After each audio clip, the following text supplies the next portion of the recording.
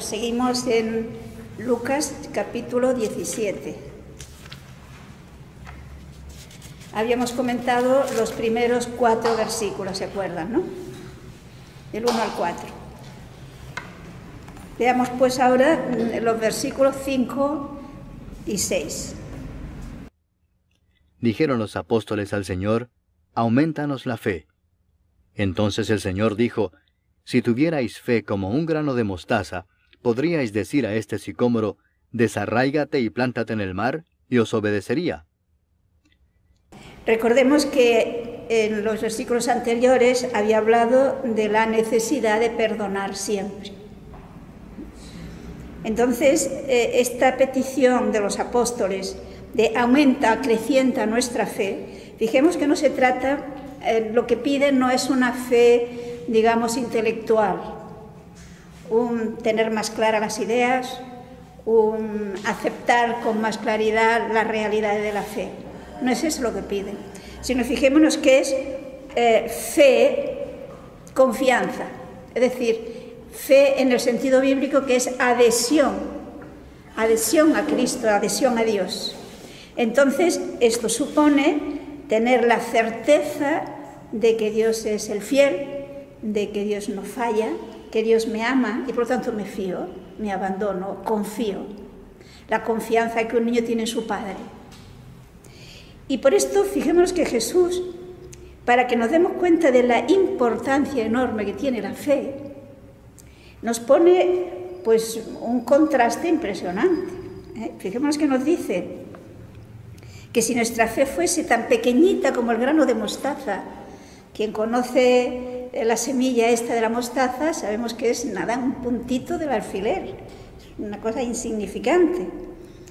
Mientras que el sicómoro era famoso por sus grandes raíces y su gran volumen. Por tanto, el contraste es impresionante.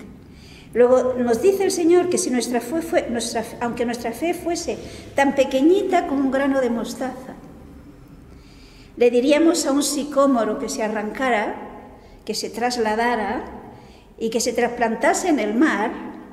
Fijemos que es imposible, humanamente hablando imposible, y lo podríamos hacer. Dios nos lo concedería. Es decir, fijémonos que el Señor nos está pidiendo una confianza absoluta en Dios, en el amor de Dios y en el poder de Dios. Seguramente la fe de los apóstoles todavía era un poco incipiente. No sé la nuestra cómo es. Pero nos está animando a que seamos, digamos, más coherentes con nuestra fe, a que creamos de verdad. Porque fijémonos que muchas veces nuestra fe, confianza, está mezclada con, yo diría, razones de probabilidad. No sé si me explico. Entonces yo confío, yo pido a Dios y confío que me lo va a dar porque veo una serie de razones por las cuales es razonable o es posible que me lo dé. Eso no es fe. Lo vemos, ¿no? Sino que aquí se trata de que el Señor nos invita a que tengamos esa fe que San Lucas nos habla de arrancar el sicómoro y plantarlo en el mar, pero se acordarán que San Mateo nos habla de trasladar montañas. Se ve que es este contraste, este ejemplo de este tema Jesús habló más de una vez y quizás comparó con el sicómoro o con la montaña. Por lo tanto, yo diría que esto nos invita a crecer en nuestra fe. E incluso yo diría que como que sin la ayuda de Dios no lo podemos, pues a pedir a Dios, como hicieron los apóstoles, que aumente nuestra fe. Pero también es importante que tengamos en cuenta que Dios nos lo va a aumentar si efectivamente yo estoy dispuesta a ese romper hilos, a ese no querer ir simplemente pendiente de lo que yo pienso como razonable y como posible, sino creer en la omnipotencia de Dios, que todo lo puede, ¿no? Continuemos. Versículos 7 al 10. ¿Quién de vosotros, teniendo un siervo que ara o apacienta ganado, al volver él del campo, luego le dice, pasa, siéntate a la mesa? ¿No le dice más bien, prepárame la cena, cíñete y sírveme hasta que haya comido y bebido, y después de esto come y bebe tú? ¿Acaso da gracias al siervo porque hizo lo que se le había mandado? Pienso que no. Así también vosotros, cuando hayáis hecho todo lo que os ha sido ordenado, decid, siervos inútiles somos, pues lo que debíamos hacer hicimos. Este ejemplo que pone el Señor, para que entendamos aquello de que digamos siervos inútiles somos, a nosotros, con nuestra sensibilidad moderna, nos repugna, esto no lo vemos razonable, ¿no es verdad? El que el Señor parece que acepta que es así como tiene que ser, que es caso del esclavo que ha estado trabajando en el campo y que cuando vuelve cansado, pues el amo no le tiene preparada la comida, sino que al contrario le dice, ahora sírveme, prepárame la comida y luego ya comerás tú.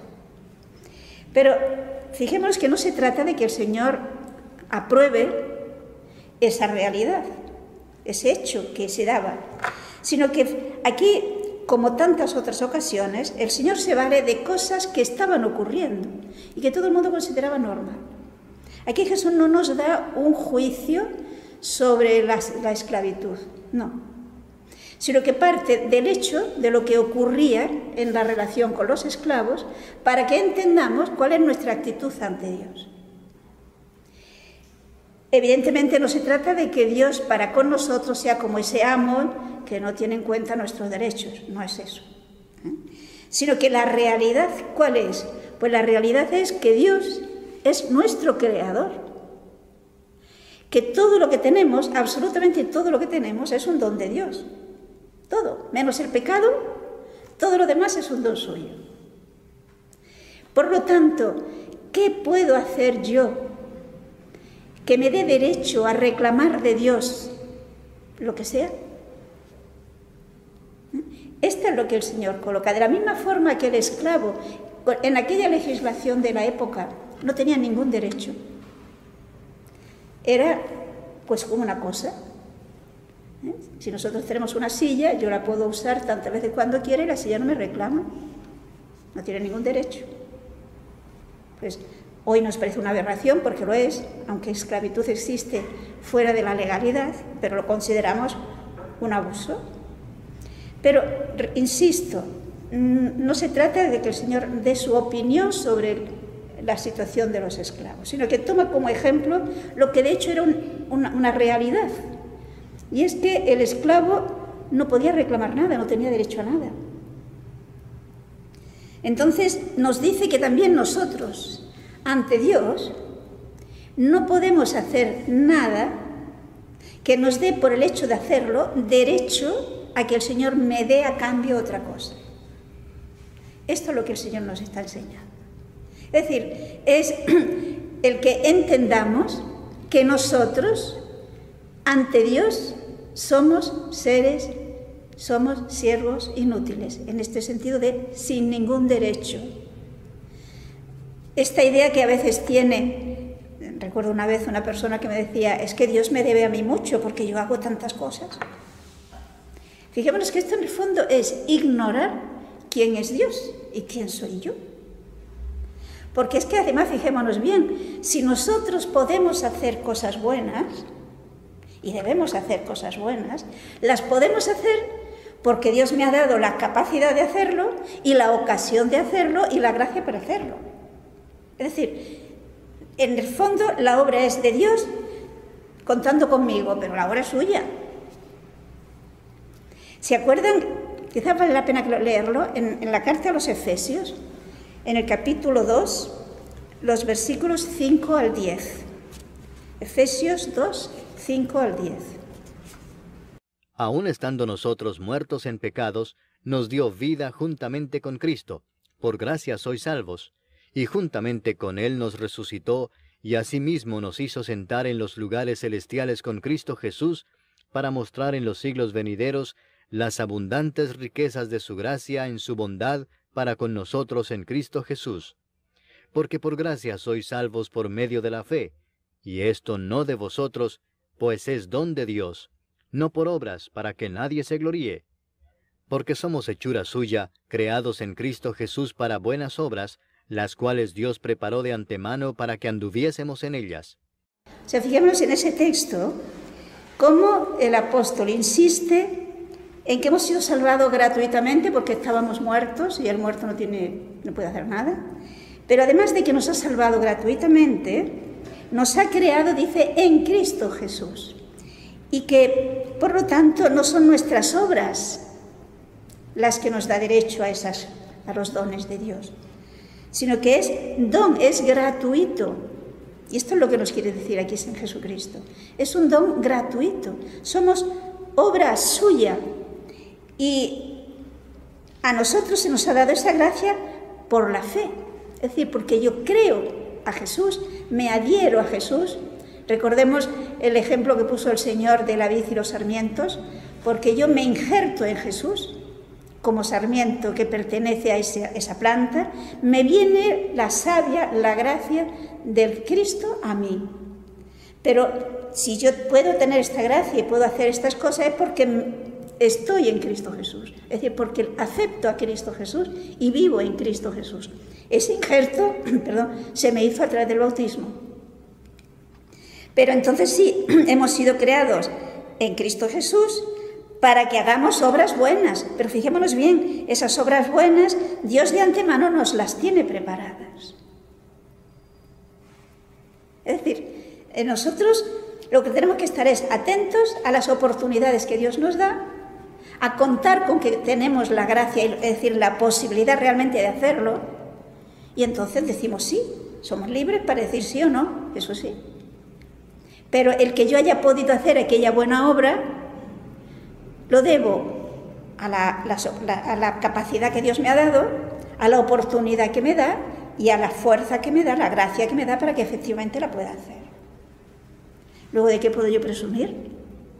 De haberle dicho sí. A ver, ¿no? Pero la obra es suya. Y esto es lo que nos quiere decir aquí. Quizás otro texto nos puede ayudar también. En la primera carta a los Corintios, también de San Pablo, fijemos en el capítulo 4, el versículo 7. Porque, ¿quién te distingue? ¿O qué tienes que no hayas recibido? Y si lo recibiste, ¿por qué te glorías como si no lo hubieras recibido? Todo esto es más o menos lo que nos dice en este texto. O sea, todo lo que tenemos, nos dice San Pablo, son dones que hemos recibido. Yo tengo unos dones y cada uno tiene otros. Pero, ¿de qué me glorío yo? Porque a lo mejor tengo unos dones que no tienen otros. Esos otros tienen otros dones que no tengo yo. Pero los que tengo son regalos de Dios. Y yo diría más, son talentos que me ha dado para que trabaje con ellos y me va a pedir cuenta de qué hago, porque no son míos, es suyo. ¿Entienden en ese contexto esto que nos dice aquí Jesús? Siervos inútiles somos. Hemos hecho lo que teníamos que hacer. Yo, haciéndolo, lo que tengo que hacer es darle gracias a Dios que me da la oportunidad de poder hacer esto. Y darle gracias a Él porque ha salido bien, supongamos. Es decir, lo que va más en contra de la vida del creyente es precisamente la soberbia. El creerse algo, el creerse superior a los demás. ¿Pero qué tengo yo superior a los demás? En el fondo, si vamos al fondo, ¿qué es lo que es solo y absolutamente nuestro? ¿Qué tenemos que es nuestro y no nos lo ha dado Dios? El pecado. Eso sí que es nuestro. ¿Y qué otra cosa es nuestra que tampoco nos ha dado Dios? La nada. Éramos nada y Dios nos ha sacado de la nada. Entonces, ¿de eso yo me puedo gloriar? ¿Del pecado y de la nada? No. Luego, el gloriarme, el quererme superior a los demás, es un absurdo. No tiene consistencia. Por esto el Señor nos dice cuál debe ser nuestra actitud coherente. Y eso tiene que llevar a una falta de autoestima, yo no sirvo para nada, yo no soy nada. No, eso sería una ingratitud ante Dios, no reconocer todos los dones que Dios me ha dado. Dios me ha dado muchos dones, todos tenemos muchos dones, más de lo que nos imaginamos. Y eso nos tiene que llevar a valorar lo que somos, pero también a darle gracias a Dios porque es Él quien me lo ha dado. Por lo tanto, yo diría que la falta de autoestima, en el fondo, es una soberbia disfrazada, porque no me acepto como soy. Aunque muchas veces pueden ser traumas del pasado, ¿no? Versículos 11 al 19. Yendo Jesús a Jerusalén, pasaba entre Samaria y Galilea. Y al entrar en una aldea le salieron al encuentro 10 hombres leprosos, los cuales se pararon de lejos y alzaron la voz diciendo, Jesús, Maestro, ten misericordia de nosotros. Cuando él los vio, les dijo, Id, mostraos a los sacerdotes. Y aconteció que mientras iban, fueron limpiados. Entonces uno de ellos, viendo que había sido sanado, volvió glorificando a Dios a gran voz, y se postró rostro en tierra a sus pies, dándole gracias, y éste era samaritano. Respondiendo Jesús dijo, ¿No son 10 los que fueron limpiados? ¿Y los 9 dónde están? ¿No hubo quien volviese y diese gloria a Dios, sino este extranjero? Y le dijo, levántate, vete, tu fe te ha salvado. Aquí tenemos un problema realmente doloroso en aquella sociedad de Israel. Recordemos que la legislación de Moisés prescribía que el leproso tenía que vivir fuera de la ciudad y además manifestando visiblemente que era leproso para que la gente no se le acercara. Si quieren podemos leer en el libro del Levítico, en el capítulo 13, el versículo 45. Vamos a leer solo puntualmente este versículo. Y el leproso en quien hubiere llaga llevará sus vestidos rasgados y su cabeza descubierta, y embozado pregonará, inmundo, inmundo. Esto es lo que prescribía la ley de Moisés. El que era declarado leproso debía vivir lejos, con la ropa que se viera que era, digamos, sucia o rota, y además si alguien se le acercaba debía decir que es un leproso para que la gente no se le acercara.